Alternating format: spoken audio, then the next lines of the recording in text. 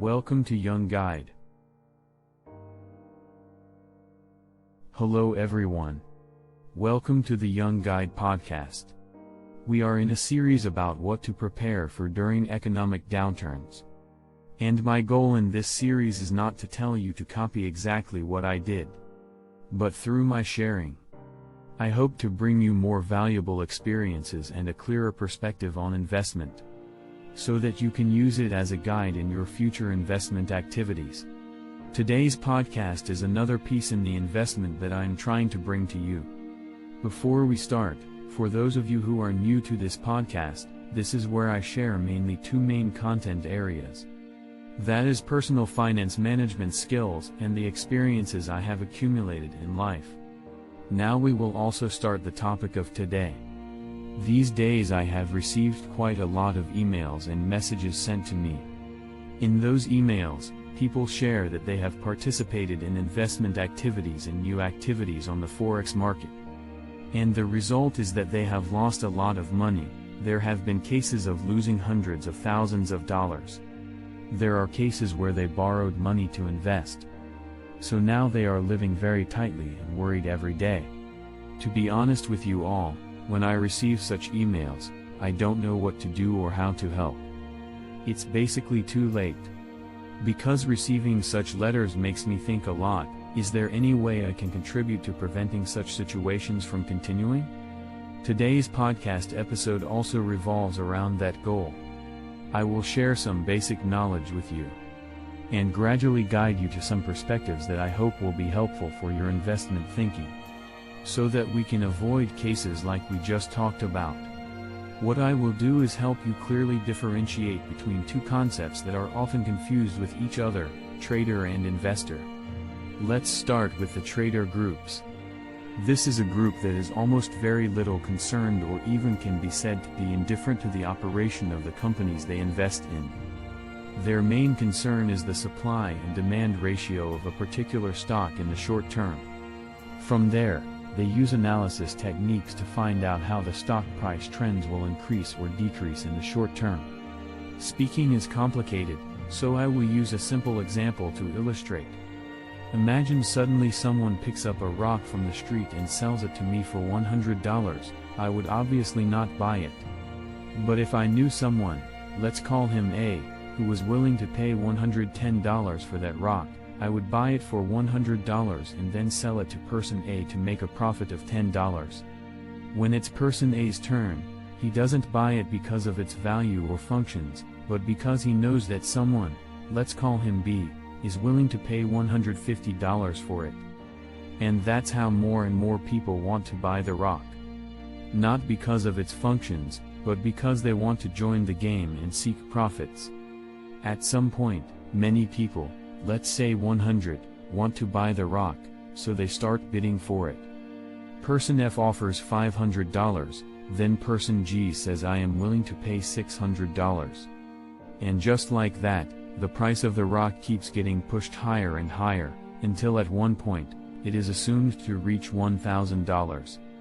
And then there will come a time when people suddenly realize that they are holding a useless piece of rock in their hand, and the chain reaction will start. But this time, it will be in the opposite direction. This time everyone will be in a panic to sell the rock, no one will want to buy it anymore. Slowly, the price of the rock will keep decreasing. All the people who bought in when the price was reversing will be the ones to suffer. And the price of the rock will gradually decrease back to its true value, which is only used for construction. Even because of the crowd mentality, the price of a rock can be lower than its actual value. This is just an example, but it helps illustrate how groups of traders operate. They calculate where they are in a market wave and estimate the potential ups and downs. They analyze when to buy, based on how many people will be willing to buy after them. This type of calculation is called technical analysis in the stock market, and those who profit this way are called stock traders, meaning they buy and sell stocks in the short term. The second group is the investors group. This is the group that truly cares about the operating situation of companies. From that, They can see the development potential of those companies and also assess the true value of the company to see if it is lower or higher than the current market value. From there, they can find investment opportunities. Let's assume now that you are lucky enough to have met Tim Cook, the CEO of Apple. Because you had the opportunity to meet these people, you understand that they are talented individuals. They have a wide network. Below them is a team of capable employees. Based on these factors, you conclude that they have the ability to build a successful business. Therefore, you offer to invest $10,000 with them in projects that are worth millions of dollars. If there are profits, you want a share according to the proportion of your investment. After you have invested, you expect regular updates on the business results. This story would sound like a fantasy if it wasn't for the stock market. Because you, as a normal person, can associate with these people, it almost seems like a fairy tale. And then to convince them to hold a small amount of money for them, such as $10,000, makes it even more unbelievable. Not to mention, they don't have to spend regular time and still have to report to you on what they did with your money. All of these stories seem almost hopeless if it wasn't for the stock market. But it is precisely because of the stock market that we can do what we can. Anyone who doesn't need $10,000, with only $300 or $500, we can already do it. Not only Apple, but the stock market also has hundreds of thousands of other companies for us to choose from. Our basic task is to find people who have the ability and potential companies to invest in, relying on them for business.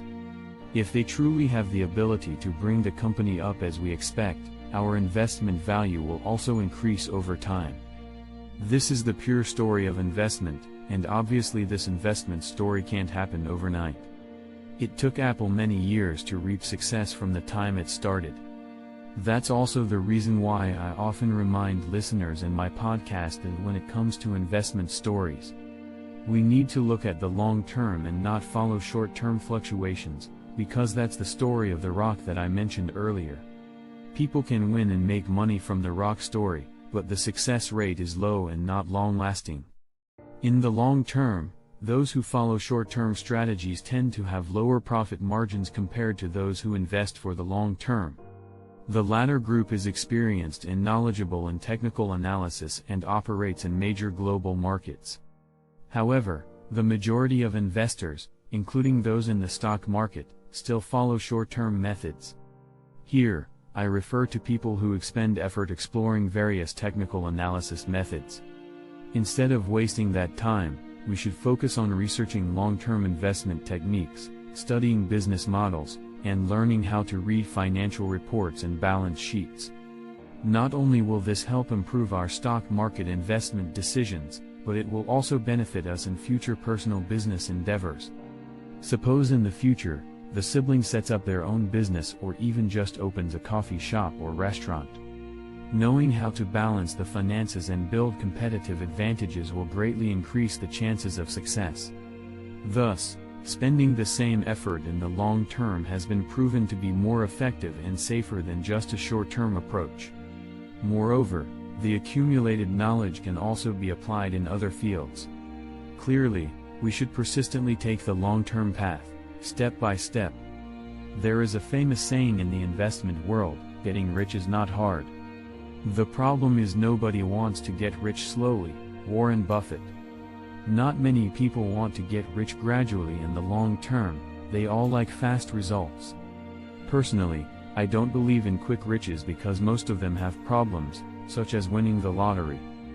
For a short period of time after winning, people return to their previous situation or even worse.